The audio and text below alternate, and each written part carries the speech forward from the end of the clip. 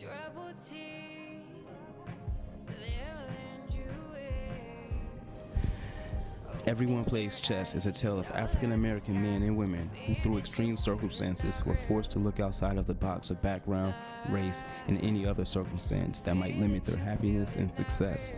I caught up with author Felipe Morris to discuss his inspiration for the book and why he felt the need to write such a novel. I think by Cincinnati being a smaller city, it's harder to fake it till you make it. It's harder to fake who you are because everyone in Cincinnati has some sort of link to another person. There was a lot of separation amongst African Americans. You had African Americans who felt that if they had a degree or if they worked at maybe a Fortune 500 company, they weren't necessarily the same African Americans as a barber. You know, a degreed African American feels like he's of a different race than a street corner hustler. So I decided to detail all of the different types of African Americans, and I meshed them all together. And one of the things I found was we were programmed to continue segregating and separating ourselves. Things that every class of African American wants. No matter what your educational background is, we all want money. We all want to be successful. Yeah, I mean, a barber wants to be a successful barber. A stockbroker wants to be a successful stockbroker.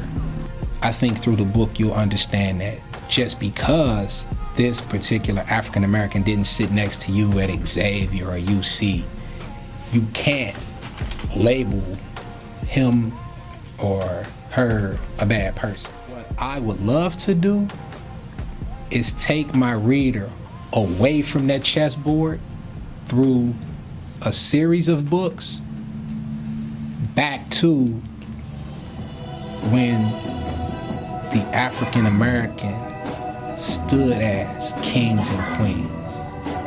I would love to come out of, what's the word, the ratchetness, the misguidedness, the disunified state that we're in, and move back towards what we were. But I understand that we've sunk or sank so far into the hole that we have to deal with how we are today and take baby steps backwards. And I would love to do that through literature. I wanted to take that leap of faith and jump out there and be one of the first brothers that actually acknowledge that I can't give my people knowledge and wisdom and understanding and it go over their heads. So I have to deal with how they see things from their vantage point. And that was what I really think that I accomplished with this book, is I made information cool. And so that's what I want to do. I want to make cool but educational books. Books with swag. The book is available in the digital form at Amazon.com. Physically, you can purchase the book at Hard to Knock Shop